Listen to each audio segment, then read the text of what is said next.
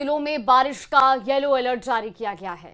अगले 4 दिन प्रदेश के कई हिस्सों में हल्की से मध्यम और कहीं-कहीं तेज बारिश का अनुमान भी जताया गया है। तो वहीं शुक्रवार को उदयपुर, डूंगरपुर, राजसमंद, चित्तौड़गढ़, जयपुर समेत कई जिलों में 1 से लेकर 4 इंच तक बरसात दर्ज हुई है। उदयपुर के झाडोल में मानसी वाकल बांध का एक गेट भी खोल दिया गया है। अगले 4 दिन तक प्रदेश के कई जिलों में कहीं हल्की से मध्यम तो कई जिलों में तेज बारिश की संभावना भी है। और ऐसे में अगर खास बात की जाए तो जयपुर में भी आज बारिश का दौर देखने को मिलेगा। जयपुर समेत कई जिलों में 4 दिन तक अब बारिश की संभावना इसी तरीके से बनी हुई है। उदयपुर, डूंगरपुर, राजसमंद, चित्तौड़गढ़ में बारिश का अनुमान है। जयपुर समेत कई जिलों में 4 इंच तक बारिश भी दर्ज की जाएगी। आज 30 जिलों में बारिश का येलो अलर्ट जारी किया गया और इसी के साथ अगले 4 दिन तक मध्यम से तेज बारिश होने की संभावना है।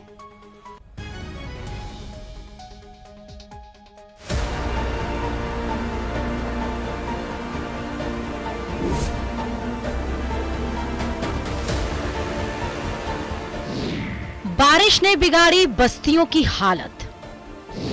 कहीं घर गिरे, कहीं सड़कें टूटी, कहीं शहर पानी में डूबे।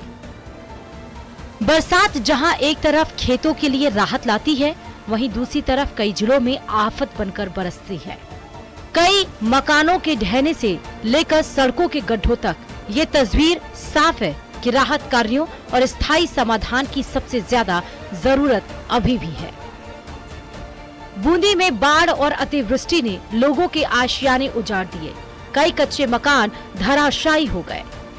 आपको ये जो खड्डा दिखेगा, ये वो दीवार है जिसका खड्डा आपको दिख जाएगा।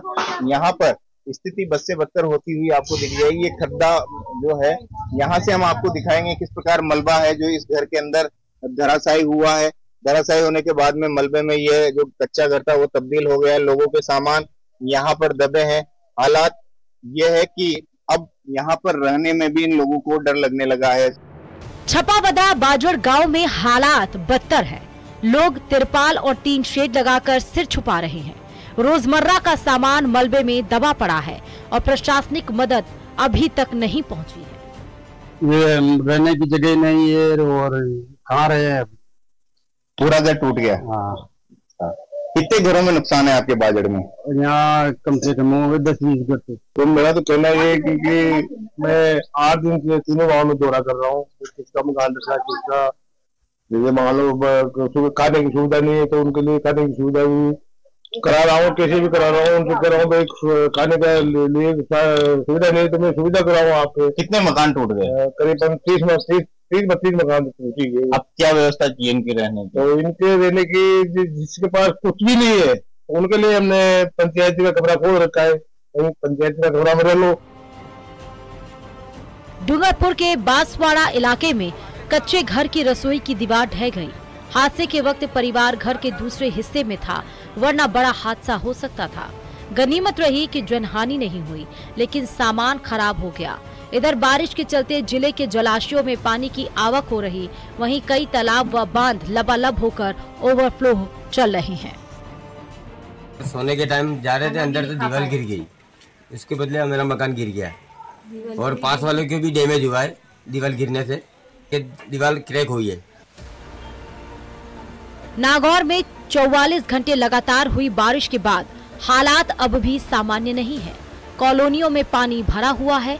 पंप सेट से पानी की निकासी की जा रही है। एसडीएम ने दावा किया है कि अगले 24 घंटों में पानी पूरी तरह निकाल दिया जाएगा, मगर मौसम विभाग ने 30 से 31 अगस्त को भारी बारिश की चेतावनी दी है। शहर के भीतरी इलाके, नकाज गेट, महिला व यातायात थाने के सामने भी 4 से 5 फीट तक पानी जमा हो गया है। आप कहाँ रहते हैं और कितने दिनों से ये पानी है जो यहाँ पर जमा है और आपको क्या क्या परेशानी हो रही है? मैं यहाँ रहता हूँ, मेरा घर यहाँ पीछे है। गली में 5 फीट पानी था और 5 फीट पानी था। आने जाने में बहुत दिक्कत थी। जब रविवार को बारिश हुई थी तो हम नगर परिषद गए, पर वहाँ से कोई अच्छा जवाब नहीं मिला। फिर बाद में एसडीएम साहब से बात हुई, वो लगातार 5 दिन से यहाँ काम कर रहे हैं, मॉनिटरिंग कर रहे हैं। उनसे बहुत अच्छा फ़ायदा मिला है और पानी आज काफ़ी हद तक यहाँ से चला जा चुका है। हम काफ़ी खुश हैं बस्ती वाले सारे के सारे। भरतपुर में टूटी सड़कों ने लोगों का जीना मुश्किल कर दिया है। मुख्य चौराहों से लेकर मुख्यमंत्री आवास तक जाने वाली सड़कें भी गड्ढों से भरी हैं। बारिश में ये गड्ढे खतरनाक साबित हो रहे हैं और अधिकारी जिम्मेदारी लेने से बच रहे हैं। आप देखिए किस तरह के हालात यहाँ पर बने हुए हैं।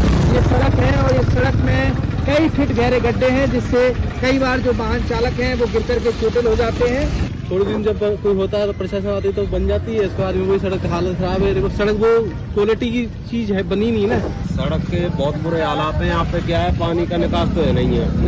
ये प्रॉब्लम आती है, उधर से पानी छोड़ते हैं खादी कॉलोनी से अमन मोटर्स की तरफ इधर आता है। अब तो बारिश ही इतनी हुई है कि पानी छोड़ो मत छोड़ो, ऑटोमेटिकली दुकानों और घरों में भर रहा है पानी। प्रदेश में बरसात राहत से ज्यादा आफत बनी है। मौसम विभाग ने आने वाले दिनों में भी बारिश का अनुमान जताया है। ऐसे में लोगों को सावधान और सतर्क रहने की जरूरत है ताकि किसी भी अनहोनी से बचा जा सके। Bureau report, news 18 Rajasthan. और इसके बाद आपको बता दें कि एयरपोर्ट से हेलीकॉप्टर से मोहनगढ़ पहुंचेंगे मुख्यमंत्री। तो कर्नल सोनाराम चौधरी को श्रद्धांजलि अर्पित करेंगे सीएम। इस वक्त की ये बड़ी खबर। बिल्कुल आपको बता दें, श्रद्धांजलि सभा के बाद अजमेर होंगे रवाना। अजमेर के मोहावी में मंत्री सुरेश रावत के पिता को श्रद्धांजलि देंगे। सूरत सिंह रावत की शोक सभा में शामिल भी होंगे। तो ये बड़ी जानकारी आपको बता रहे हैं। आज मुख्यमंत्री जैसलमेर दौरे पर रहेंगे और इस बीच वो कर्नल सोनाराम चौधरी को श्रद्धांजलि देने के लिए पहुंचेंगे। इसके बाद वो अजमेर के लिए रवाना होंगे और अजमेर में भी आपको बता दें कि मंत्री सुरेश रावत के पिता को आज वो श्रद्धांजलि देंगे। सूरज सिंह रावत की शोक सभा में भी वो शामिल होंगे। तो एयरपोर्ट से हेलीकॉप्टर के जरिए वो मोहनगढ़ पहुंचेंगे। इस वक्त की ये बड़ी जानकारी। कर्नल सोनाराम चौधरी को श्रद्धांजलि अर्पित करेंगे सीएम।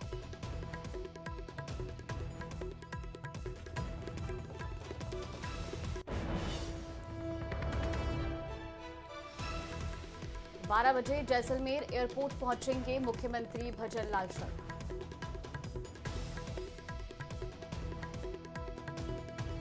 तो वहीं जयपुर से बड़ी खबर आपको बता दें, आज बीजेपी करेगी प्रदेश स्तरीय यूथ सम्मेलन।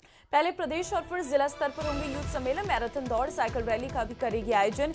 यूथ को वन नेशन वन इलेक्शन मुहिम से जोड़ने की कोशिश।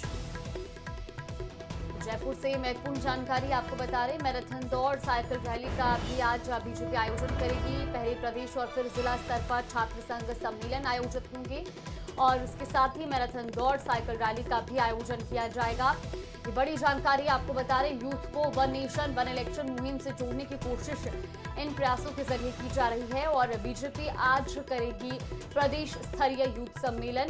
ये महत्वपूर्ण जानकारी मिल रही है। इस यूथ सम्मेलन के जरिए जो यूथ है उसको तमाम तरह के जो अब पहल भारतीय जनता पार्टी की ओर से की जा रही है उससे जोड़ने की कोशिश की जाएगी। मैराथन दौड़, साइकिल रैली का भी आयोजन किया जाएगा। यूथ को वन नेशन वन इलेक्शन मुहिम से जोड़ने की कोशिश भारतीय जनता पार्टी की रहेगी और इसी के मद्देनजर आज प्रदेश स्तरीय यूथ सम्मेलन का आयोजन भी किया जाएगा।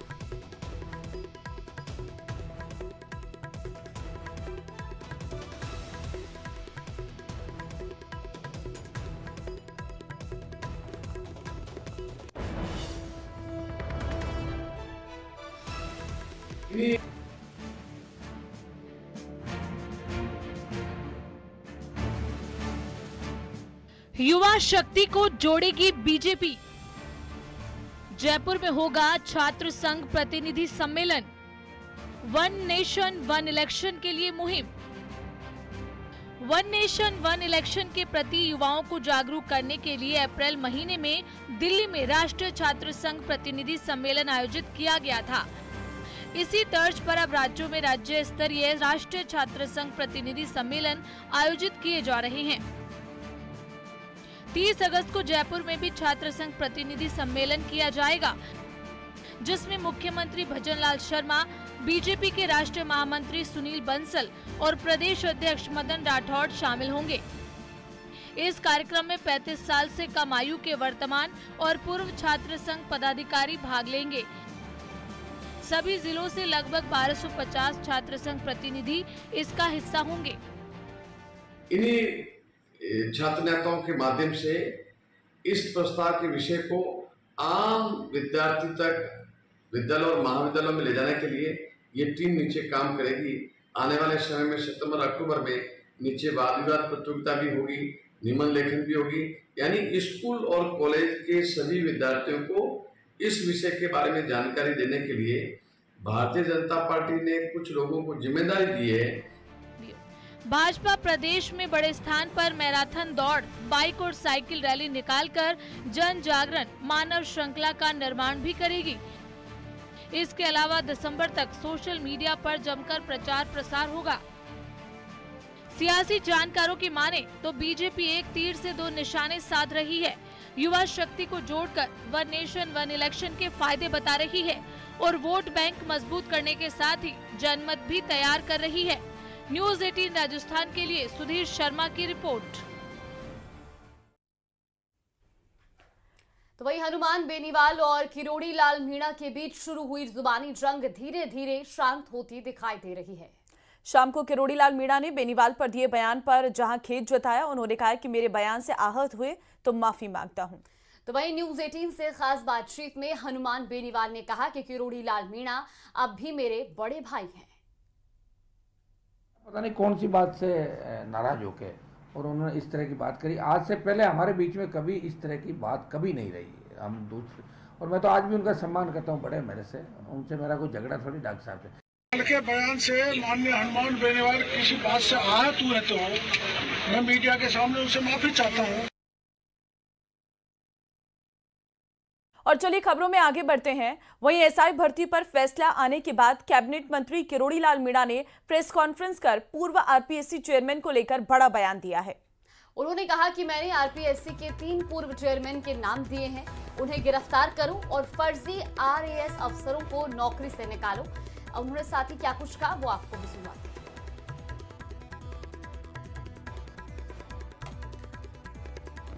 कि मैंने 3 आरपीएससी के मेंबर और 3 आरपीएससी के चेयरमैनों के प्रमाण दिए थे। मीडिया के थ्रू मैं मांग करता हूं कि उनको गिरफ्तार किया जाना चाहिए।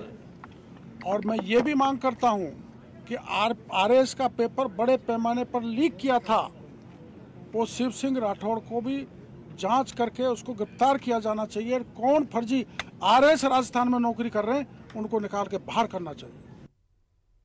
तो वहीं गुरुवार को राजस्थान हाई कोर्ट के बहुचर्चित एसआई भर्ती परीक्षा 2021 रद्द करने का ऐतिहासिक फैसला सुनाया गया, जिसके बाद कांग्रेस भजनलाल सरकार पर हमलावर हो गई है। पीसीसी चीफ गोविंद सिंह डोटासरा ने तंज में पूछा कि पेपर लीक के बड़े मगरमच्छों पर सरकार कब कार्रवाई करेगी। तो वहीं अगले 24 घंटे में सीएम ने डोटासरा के सवालों का जवाब भी दे दिया। इस रिपोर्ट में देखिए।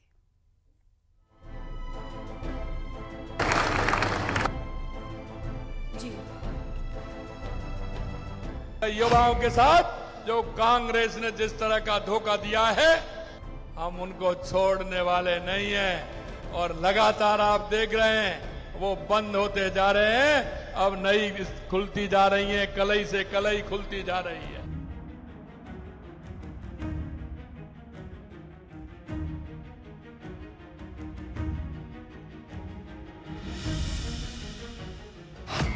एसआई भर्ती रद्द होने के बाद अपनी पहली प्रतिक्रिया में सीएम भजनलाल शर्मा ने पेपर लीक के गुनहगारों के खिलाफ अपना चिर परिचित संकल्प एक बार फिर दोहराया। टोंक के टोडा राय सिंह में सीएम ने साफ कह दिया कि युवाओं के सपनों पर कुठाराघात करने वाले किसी भी अपराधी को बख्शा नहीं जाएगा। अरे एसआई भर्ती परीक्षा तो है, लेकिन पटवारी वाले भी पकड़े जा रहे हैं और वो भी पकड़े जा रहे हैं। इन्होंने दिव्यांग के फर्जी पेपर दे करके और नौकरी पाली, वो भी पकड़े जा रहे हैं।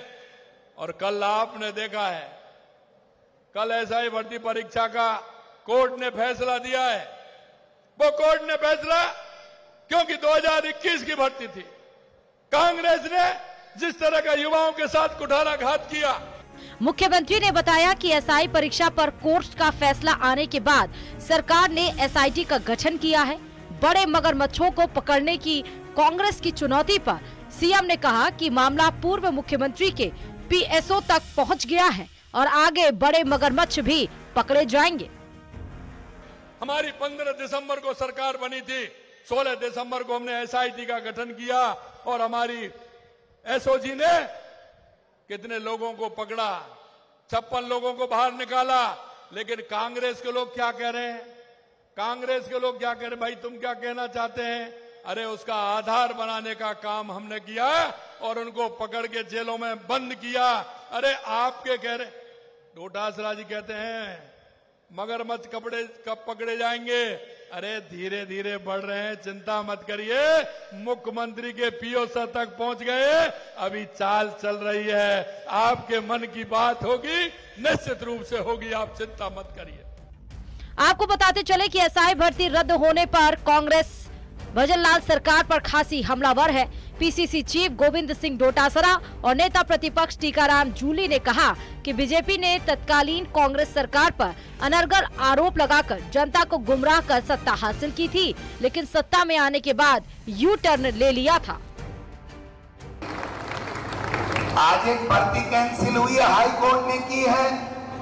मेरे को मीडिया के भाई पूछने लगे कि राजस्थान के उच्च न्यायालय ने SI भर्ती को निरस्त किया है, आपका क्या कहना है?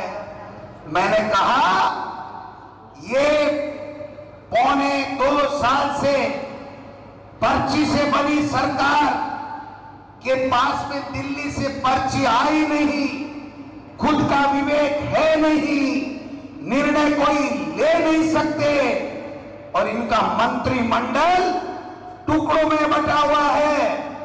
ये तो सरकार ही समझ में नहीं आ रही है कि सरकार क्या चाहती है। जब पुलिस की जांच में यह आया कि भर्ती निरस्त होनी चाहिए, SOG ने कहा कि भर्ती के अंदर गड़बड़ हुई है और फिर सरकार ने जवाब क्या पेश किया और उसके बाद किरोड़ीलाल मीणा जी क्या कहते रहे और सरकार किस प्रकार से अपना कोर्ट के अंदर जवाब दाखिल कर रही है। ये सारी बातें अगर आप देखोगे तो आपको खुद ही नजर आ जाएगा कि सरकार निर्णय नहीं कर पा रही। आपको बताते चलें कि SI भर्ती परीक्षा 2021 में अब तक करीब 125 आरोपी पकड़े जा चुके हैं। इनमें पेपर माफिया दलाल, परीक्षा एजेंसी RPSC के सदस्य और पेपर खरीदने वाले अभ्यर्थी शामिल हैं। जांच के बाद सरकार ने इस परीक्षा को रद्द करने या नहीं करने पर फैसला करने के लिए कैबिनेट सब कमेटी बनाई थी। इस सब कमेटी ने परीक्षा रद्द नहीं करने की अनुशंसा की थी। सरकार ने कोर्ट में उसी आधार पर अपना पक्ष रखा था, लेकिन गुरुवार को कोर्ट ने पूरी सुनवाई के बाद तथ्यों को देखते हुए परीक्षा रद्द करने का फैसला सुनाया। Bureau report.